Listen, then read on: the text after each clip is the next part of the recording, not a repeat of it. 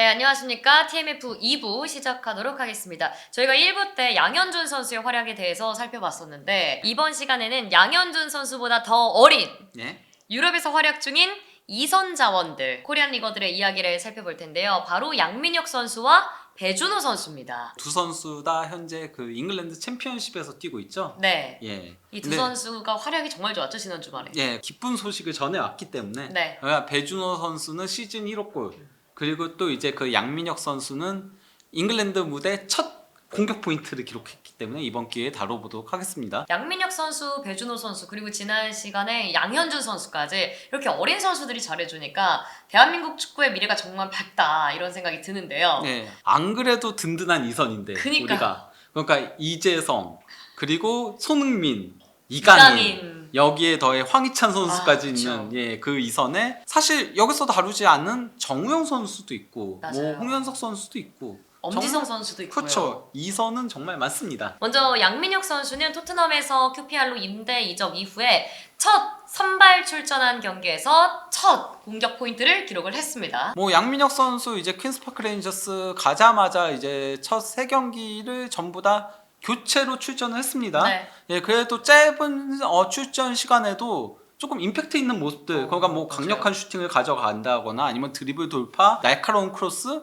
그리고 또 이제 그 박스 안에서 상대 태클에 걸려 넘어지면서 그대로 연결된 게 그게 이제 중거리 슈팅으로 골이 되면서 약간은 조금 뭐랄까 관여했다? 네. 예, 그런 모습을 보여주긴 했었는데요. 이번에 마침내 이제 첫 선발 출전 경기에서 골을 넣었습니다. 네. 퀸스파크 레인저스에서도 첫 선발을 기념해서 양민혁 선수를 이 선발 라인업 소개하는 거에 메인 모델로 내세웠어요. BBC에서도 양민혁 선수가 더비 카운티 상대로 챔피언십에서 오늘 첫 선발 출전을 한다. 풀 데뷔라고 하거든요. 네. 그러니까 교체 출전은 풀 데뷔라고 안 하기 때문에 예, 이렇게 얘기를 소개를 했을 정도입니다. 이런 가운데 그 양민혁 선수가 더비 카운티 상대로 오른쪽 윙으로 나왔어요. 지금 양민혁 선수는 매 경기 오른쪽 윙으로 교체 투입도 이쪽으로 되고 있거든요. 이 경기에서 양민혁 선수의 활약상을 볼 예정인데요. 네. 뭐 히트맵을 보면은 사실 양민혁 선수가 이전 경기까지는 약간 조금 오른쪽 측면을 밟고 다니는 모습이 많았는데 이번 경기를 통해서는 조금 더 중앙으로 많이 왔어요. 그렇네요, 히트맵이. 예, 그러면서 점점 더 활동 영역을 넓혀 나가고 있는 모습이고요. 네. 패스도 15회 시도에서 13회를 성공시켰고,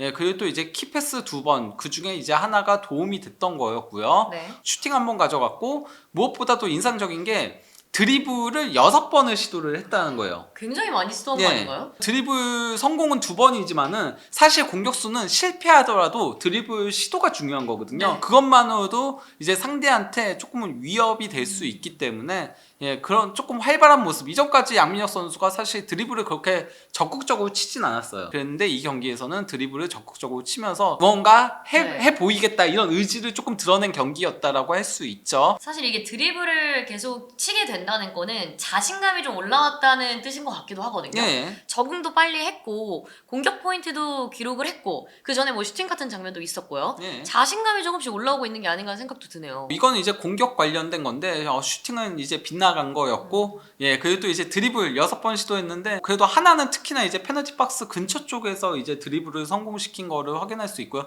저기서 결국 도움이 나왔던 거였죠. 네. 저 드리블 돌파를 통해서 그렇죠. 예, 그리고 또 이제 패스도 오른쪽이 이제 패스 맵인 건데 도움 준 것도 그렇고 또 이제 키패스 기록한 것도 전부 다 박스 안으로 침투를 시킨 거죠. 네. 그러니까 위협적인 키패스들을 기록했다라고 할 수 있겠습니다. 네. 이렇게 양민혁 선수가 조금 활발한 모습을 보여주니까 뭐 퀸스파크 레인저스가 전반적으로 공격 위협도 그래프에서 우위를 점했죠. 그리고 이제 네 번째 골이 터지고 나서는 그때부터 이제 뭐 더 이상 골 넣을 것도 없고 네. 예, 그러니까 살짝 수비적으로 내려앉으면서 더비 카운티가 막판에 조금 공세적으로 나섰으나 이미 뭐 경기를 뒤집기에는 역부족이었죠. 네. 이건 그리고 이제 그 양민혁 선수의 수비 맵인 건데요. 그 초록색 삼각형이 이제 태클인 거거든요. 공격 진영에서 이제 태클을 기록한 장면이 있고 또 이제 파란색 세모가 가로채기인데 예, 이것도 이제 박스 위쪽에서 예, 중요한 가로채기를 기록했다라고 할 수 있죠. 오른쪽에서 빨간색 그 오각형이 파울을 범한 거거든요. 네. 저런 지역에서의 파울은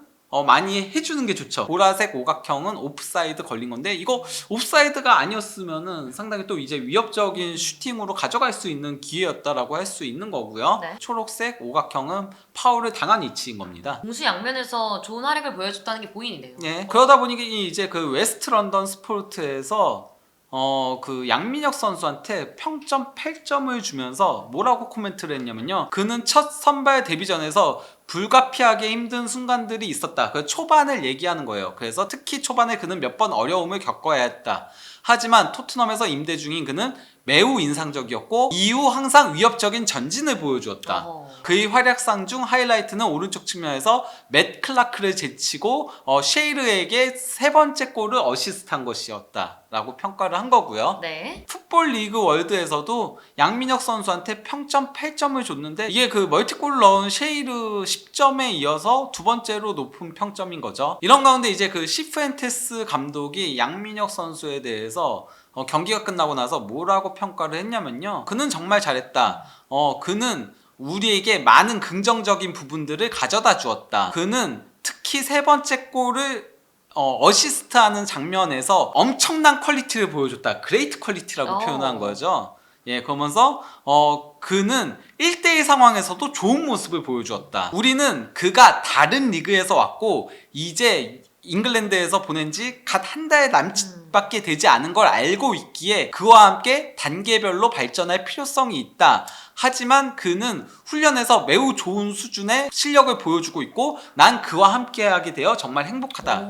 근데 이제 시프엔테스 감독이 양민혁 영입했을 때도 이런 얘기를 했거든요. 그러니까 양민혁은 빠른 스피드와 수비 뒷공간을 파헤칠 수 있는 능력이 있는 공격적인 선수이다. 그는 주로 오른쪽 윙에서 뛰지만은 오른쪽 윙포워드도 설 수 있고 양민혁 선수를 영입하기 전부터도 상당히 많이 연구한 부분들을 보여주긴 하더라고요. 무작정 영입한 게 아니에요. 공격이 필요해서 영입했다기보다는 물론 공격이 필요하지만은 양민혁 선수에 대해서 그 전부터 많이 알아봤다라고 할 수 있는 거고요. 아직 어시스트만 기록하긴 했지만 양민혁 선수가 앞으로 더 활약을 보여준다면 본인의 강점인 슈팅 거기서 골도 충분히 기대할 수 있을 것 같습니다. 네. 크리스티안 룰이 그 퀸스파크 레인저스 CEO 같은 경우는 이제 1월 이적 시장이 끝나고 나서 이제 영입에 대해서 평가를 한 게 있었거든요. 여기서 로니와 양민혁을 우리 팀에 이번 시즌 끝까지 데려올 수 있게 되어서 정말 기쁘다라고 평가를 하면서 그 다음에 이제 그 양민혁은 우리 공격진에게 다른 것을 더해줄 수 있는 프로필로 그는 수비 뒷공간을 침투에 들어갈 수 있고 그는 오른쪽 윙에서 상대 수비 뒷공간을 파고들 수 있고 다른 포지션도 소화할 수 있다 하면서 우리는 사우스햄튼과 토트넘에게 감사한다 라고 이제 표현을 했습니다. 그래서 토트넘 단장도 이제 관련된 발언을 또 했죠. 뭐라고 얘기를 한 거냐면요. 임대는 선수들의 발전에 있어 매우 중요한 단계이다. 프리미어리그에 데뷔하는 모든 선수 중 80% 이상 임대 경험이 있다라고 얘기했는데 아마 제가 봤을 때는 그러니까 영입생들을 제외한 조금 뉴스에서 올라오는 선수들을 가지고 얘기한 게 아닌가 싶긴 합니다. 그리고 이 클럽 역사상 가장 중요한 선수들 중 일부를 예를 들면 그들 또한 발전의 일환으로 임대 경험이 있다라고 했는데 따라서 좋은 임대 절차를 가지는 건 매우 중요하다. 근데 여기서 이제 좋은 임대 절차를 현재 양민혁 선수는 거치고 있는 거죠. 그러면서 물론 이제 랭크셔와 건터 그리고 양민혁이 좋은 환경에서 더 많은 정규 경기 출전 시간을 확보하는 건 선수 발전의 올바른 단계라고 생각했고 이는 중요한 부분이다. 이들은 여름에 토트넘으로 돌아올 것이고 프리시즌 동안 경쟁할 준비가 되어 있다. 프리시즌에 일단 이 선수들을 1군 선수들과 경쟁을 시켜보겠다는 얘기인 겁니다. 사실 양민혁 선수가 지금과 같은 이렇게 활약을 보여주고 토트넘에 돌아가서 여름부터 다시 함께 프리시즌을 치르게 된다면 처음부터 다시 적응을 할 수 있잖아요. 시즌을 앞두고. 그럼 더 잘 팀에 녹아들 수 있고 토트넘에서도 충분히 활약을 보여줄 수 있을 거라 생각을 해요. 퀸스파크 레인저스가 16라운드까지만 하더라도 1승 8무 7패 최하위까지 떨어져 있었어요. 하지만은 17라운드부터 33라운드까지는 10승 3무 4패의 호성적을 올리면서 11위까지 올라온 겁니다. 이제 그 시프엔테스 감독이 12월과 1월에 연달아서 챔피언십 2달의 감독을 수상을 했었어요. 하지만 2월에 조금 주춤했었는데 바로 이제 그 이번 경기에서는 양민혁 선수도 힘을 보태주면서 4대0 대승을 견인을 한 거인 거죠. 퀸스파크 레인저스가 11위라고 해서 뭐 실망하실 필요는 없습니다. 왜냐? 승강 플레이오프 마지노선인 6위 웨스트 브롬하고의 승점 차가 3점밖에 나지 않아요. 승강 플레이오프 진출도 노려볼 수 있지 않나요? 그렇죠. 그러면은 승격까지도 노려볼 수 있게 되는 거죠. 그렇네요. 예, 그리고 승격하게 된다면은 만약에 토트넘이 양민혁 선수를 조금 더 적응이 필요하다라고 생각이 든다면은 그럼 퀸스파크 레인저스는 우리 팀에서 검증된 선수이고 그러면 1년 더 임대를 할 수도 있는 거죠. 그렇죠. 뭐 1부에 올라왔으면 양민혁 선수 입장에서도 어쨌든 프리미어리그를 경험해볼 수 그렇죠. 있으니까 좋고요. 물론 다이렉트는 힘든 상황이긴 한데 플레이오프까지 진출을 하면 또 어떻게 될지 모르니까 그렇죠. 노려볼 수 있겠네요. 토너먼트는 아무도 모르는 거죠. 여기서 이제 조금 중요한 경기를 살펴보자면요. 3월 2일에 있을 셰필드 유나이티드전. 이게 홈 경기인데 어쨌건 현재 셰필드 유나이티드가 2위에 위치하고 있으니까 이 경기가 중요하고 또 이제 그 웨스트 브롬전. 예, 현재 그 웨스트 브롬이 바로 이제 승격 플레이오프를 놓고 경쟁하고 있는 팀이거든요. 네. 6위 마지노선에 있는 팀이니까 이 경기 잡으면 이건 승점 6점짜리 경기가 될 수 그렇네요. 있는 거고요. 예, 그리고 또 이제 그 3월 15일 리즈 유나이티드 현재 1위를 달리고 있는 팀인 거고요. 네. 그리고 이제 배준호 선수의 스토크 시티랑도 어. 맞대결이 있고요. 코리안 더비가 성사될 가능성이 예. 있네요. 또 이제 스완지 시티하고의 경기가 4월 21일에 있습니다. 마지막 두 경기가 정말 힘들어요. 번리와 썬더랜드를 예, 만나네요. 이 팀들도 다 승격 플레이오프에 위치하고 그쵸. 있거든요. 이때쯤 가면 승격 플레이오프에 올라가기 위해서 엄청난 예. 전력 싸움을 할 것 같은데요? 저는 그렇기 때문에 스완지 시티전까지 최대한 승점을 벌어놓을 필요성이 있다라고 생각을 해요. 그렇네요. 예, 중요한 경기들이 앞으로 좀 펼쳐질 것 같은데 재밌을 것 같습니다. 예. 네, 이렇게 양민혁 선수의 활약상을 한번 살펴봤고요. 그리고 배준호 선수도 한번 살펴봐야 되는데 배준호 선수가 정말 오랜만에 골이 터졌습니다. 예. 기분이 정말 좋았어요. 예. 킹준호가 돌아왔다. 예. 배준호 선수 같은 경우는 사실 지난 시즌 뭐 스토크 오레이 선수였잖아요. 너무 잘했죠? 예, 그러니까 뭐 데뷔 시즌이었음에도 챔피언십 38경기에 출전해서 2골 5도움을 기록했었고 FA컵에서도 도움을 기록했었고 거기다가 팀 사정에 따라 공격 모든 포지션을 다 소화를 했었거든요. 맞아요. 예, 그러면서 쏠쏠한 활약을 펼쳤었는데 특히 이제 배준호 선수가 1월 10일 이후만 놓고 보면은 챔피언십 전체 선수들 중에서 찬스 메이킹 공동 3위를 기록을 했었습니다. 네. 그러면서 갈수록 더 팀에 이제 녹아드는 그런 모습들을 보여줬었거든요. 네. 이런 활약에 힘입어서 이제 그 배준호 선수가 스토크 시티 올해의 선수에 선정이 된 거였는데요. 그래서 이제 스토크의 킹 그쵸. 이런 별명으로 불렸었는데요. 이런 가운데 이번 시즌도 첫 14경기에서는 좋은 모습을 보여줬어요. 사실 그 1라운드는 부상 때문에 빠졌던 거였고요. 그래서 2라운드 교체 출전을 했던 거였거든요. 네. 부상 복귀이다 보니까. 그리고 또 이제 12라운드 셰필드 유나이티드전은 이때 셰필드 유나이티드가 잘 나가는 팀이고 반면 이제 스토크는 굉장히 힘든 상황이었다 보니까 5-4-1 포메이션을 가동을 했어요. 그래서 배준호 선수가 선발 출전하지 않고 후반 시작과 동시에 근데 먼저 2실점하니까 이제 급하게 교체 투입됐던 거였거든요. 네. 그러니까 사실 부상과 이런 전술적인 이유 아니면은 배준호 선수는 무조건 선발 출전이었어요. 그렇죠. 스토크의 확고한 에이스였다라고 할 수 있고 14경기에서 5도움이면은 상당히 좋은 모습을 보여줬던 거였는데 네. 문제는 이제 16라운드부터 16경기 동안 무득점 무도움. 맞아요. 이 시기 때 이제 배준호 선수가 침묵을 하면서 많은 한국 팬들도 배준호 선수 활약을 좀 보고 싶은데 왜냐면 또 국가대표팀에서도 좋은 모습을 보여줬었던 선수잖아요. 네. 그리고 우리 또 이선의 미래이기도 하고 네. 좀 기다리고 보는데 배준호 선수가 너무 오랜 기간 침묵을 하니까 걱정을 했습니다. 네. 거기다가 이제 12월부터 서서히 교체 출전하는 네. 모습들이 있었던 거였죠.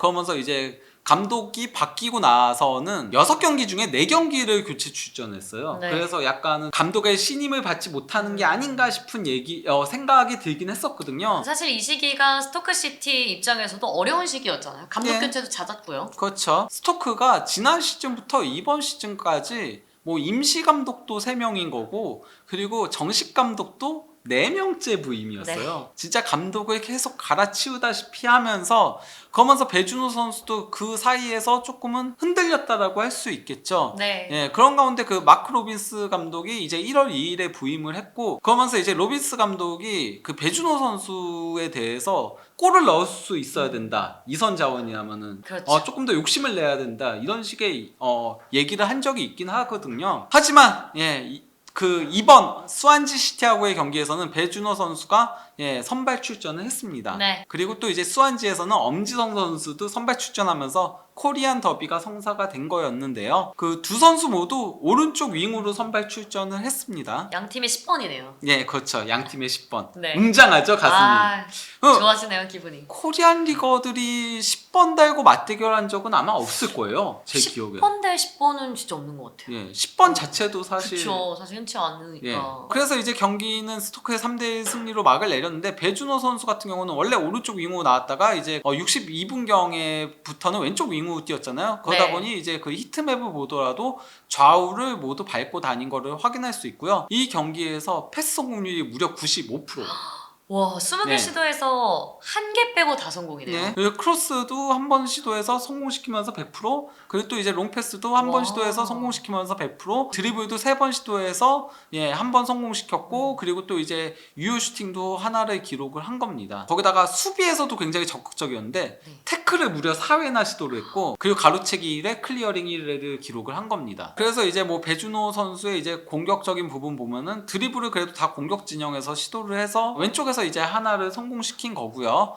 그리고 또 이제 파울 2번 얻어냈는데 이 2번에서 다 이제 골이 나왔던 거였고요. 그쵸. 패스도 수비 진영에서 한번 끊긴 거 제외하고는 다 성공을 시킨 거를 확인할 수 있습니다. 사실 이렇게 보니까 배준호 선수의 움직임들, 특히 이렇게 파울을 얻어내는 장면이 골까지 연결이 됐으니 이 경기 자체가 배준호의 골로서의 의미보다도 팀 전체 승리에도 굉장히 큰 영향을 미친 거네요. 그렇죠. 이거는 수비인 건데 왼쪽이 이제 태클인 건데 초록색이 성공이고 실패가 빨간색이거든요. 네. 3번 성공하고 한 번 실패한 거밖에 없는 거고요. 예, 그리고 또 이제 공격 진영에서 조금 태클 시도를 많이 하면서 앞에서부터 압박하는 모습, 가로채기를 위험 지역에서 가로채기를 성공을 시켰고, 그리고 또 이제 클리어링 박스 바로 앞에서 클리어링했고, 그리고 또 이제 리커버리도 무려 8회나 기록을 했습니다. 와. 그러면서 진짜 전방위에 걸쳐서 그러네. 많은 활동량을 보여준 배준호 선수라고 할 수 있죠. 그것도 리커버리 4개가 공격 진영, 리커버리 4개는 나머지 4개는 수비 진영, 그것도 네. 박스 근처에서 리커버리들을 기록을 한 겁니다. 무엇보다도 배준호 선수한테 중요한 거는 오랜만에 골이라는 건 거죠. 그쵸. 예. 사실 배준호 선수가 한 1년만 아닌가요? 골이? 그렇죠. 2024년 3월 2일 미들스브로하고의 경기에서의 골이 마지막이었거든요. 지난 시즌 마지막 11경기에서 무득점이었고요. 그리고 이번 시즌 이번 경기가 35번째 출전 경기였는데 34경기 동안 골이 없었으니까 45경기 동안 무득점이었어요. 배준호 선수도 그러니까 스토크시티에서 경기 끝나고 나서 우리의 한국 왕 네. 하면서 배준호 선수 이 사진도 올렸고 또 이제 왕의 연설 킹스피치라고 해가지고 킹스피치. 배준호 선수가 이제 그 경기 끝나고 이제 팬들한테 얘기하는 장면이 나왔는데 여기서 마침내 골을 넣어서 정말 기쁘다라고 하고 또 골을 넣고 싶다 이런 바람을 전했거든요. 조금 더 욕심을 냈으면 하는 바람입니다. 배준호 선수 진짜 실력은 두말할 여지 없을 정도로 정말 좋거든요. 특히 네. 볼 예쁘게 차잖아요. 그래서 앞으로 배준호 선수의 플레이를 보는 재미도 있지만 득점도 보고 싶다. 예. 네, 그런 팬들의 바람이 이루어지기를 꼭 바라봅니다. 이런 가운데 이제 그 스토크온 트렌트 라이브 매체에서는 이제 그 배준호 선수한테 평점 7.5점을 주면서 오른쪽 측면에서 뛰다가 왼쪽으로 이동하면서 더 많이 경기에 관여했다. 프리킥을 얻어내면서 시즌 첫 골을 넣은 그는 안도감과 기쁨이 넘치는 것처럼 보였다. 이렇게 평가를 했고요. 네. 그리고 또 이제 그 로빈스 감독 같은 경우도 경기가 끝나고 인터뷰에서 이렇게 얘기했습니다. 오늘 배준호는 왼쪽 측면에서 뛸 때 훨씬 좋았다. 왼쪽 측면에서 그는 나에게 무언가를 가르쳐 주듯이 더 활기차게 뛰었다. 오른쪽 측면보다 왼쪽 측면이 더 맞는 모습이었다라는 얘기인 거죠. 네. 그리고 본인은 그걸 여태까지 모르고 있었다라는 얘기인 거고요. 그는 정말 잘했다. 하지만 이전에도 많은 빛나는 플레이를 펼쳤고 훨씬 더 확신에 찬 플레이도 있었다. 오른쪽에서도 잘한다는 거예요. 단지 왼쪽이 더 잘한다. 예, 더 이런 잘한다. 얘기를 한 거죠. 네, 그렇습니다. 스토크는 19위에 위치하고 있거든요. 그래도 이번 경기 승리로 퀸스 파크 레인저스가 더비 카운티한테 승리했잖아요. 네. 지금 더비 카운티가 강등 마지노선에 있거든요. 더비 카운티하고의 승점 차를 그래도 6점으로 벌리는 데 성공을 했습니다. 사실 이게 배준호 선수의 활약도 중요하지만 스토크시티 팀 자체도 좀 빨리 올라가야 돼요. 그렇죠. 팀 상황이 너무 안 좋아서 성적을 좀 내야 됩니다. 예. 그래서 앞으로 경기들을 한번 살펴볼까요? 그래도 앞으로 일정 자체는 아주 힘든 편은 아니에요. 아. 보면은 이런 가운데 뭐 퀸스 파크 레인저스와의 경기가 3월 30일에 있고요. 네. 예, 그리고 또 이제 그나마 이제 블랙번전이 조금은 까다롭고 현재 상위권에 위치하고 있으니까요. 리즈전, 셰필드전, 그 더비 카운티하고의 경기 전까지 그 바로 전 두 경기가 조금은 힘들어요. 그렇네요. 그러니까 그 전에 조금 벌려놓을 필요성은 있죠. 이번 경기가 스토크한테는 굉장히 중요한 경기였는데요. 일단 로빈스 감독 부임하고 나서 스토크가 여태까지 홈 승리가 없었어요. 전체 9경기 중에 홈 경기가 3경기였는데 다 무승부였어요. 네. 하나는 그 승부차기 끝에 FA컵에서 탈락을 했고 그전 리그에선 2무였거든요. 네. 하지만 이번에 그 첫 홈 승리를 거뒀고 그리고 또 이제 뭐 강등권과 승점을 6점으로 벌리는데 성공했고 비르거랑 배준호 사실 이 두 선수가 지난 시즌 스토크 최고의 선수였는데 두 선수가 이번 시즌 골이 없었어요. 그쵸. 근데 첫 골을 마침내 넣었고 네. 그리고 마누프가 부상 복귀해서 이 경기 교체 출전해가지고 도움을 기록을 한 거고 베이커가 도움도 기록했고 그리고 또 이제 하프라인 밑에서 장거리 골을 넣었고 여러모로 좋은 하루였다라고 얘기를 한 거죠. 네. 네, 이렇게 양민혁 선수와 배준호 선수의 활약상을 한번 살펴봤는데 이제 부버지님 얘기를 듣다 보니까 확실히 우리나라 미래 이선이 지금 얘기하다 보면 오른쪽 양민혁, 왼쪽 배준호 예. 이 두 선수 말고도 정말 많잖아요. 그렇죠. 이현주 선수도 있고 아까 정우영 선수도 그쵸. 있고 뭐 그리고 또 이제 엄지성 선수도 있고. 그 양현준 선수 아, 지금 맞아. 양현준 선수도 미친 활약을 있고. 펼치고 있는 양현준 선수도 있고 또 이제 뭐 브라이튼 이적 얘기가 있는 윤도영 선수도 있고 그리고 또 이제 지로나에서 보석으로 불리고 있는 최근에 김민수 그 선수. 스페인 쪽에서도 보도가 나왔잖아요. 네. 해외파만 해도 이 정도예요. 이선만 가지고 다 축구해도 되겠는데요? 11명 채울 수 있을 정도로 정말 많은데 이렇게 되다 보니까 홍명보 감독님이 고집이 좀 깊어지겠다. 앞으로 우리 이선 자원들이 어떤 활약을 펼칠지 저희도 기대를 하면서 살펴보도록 하겠습니다. 이렇게 TMF 2부 마치도록 하겠습니다. 감사합니다.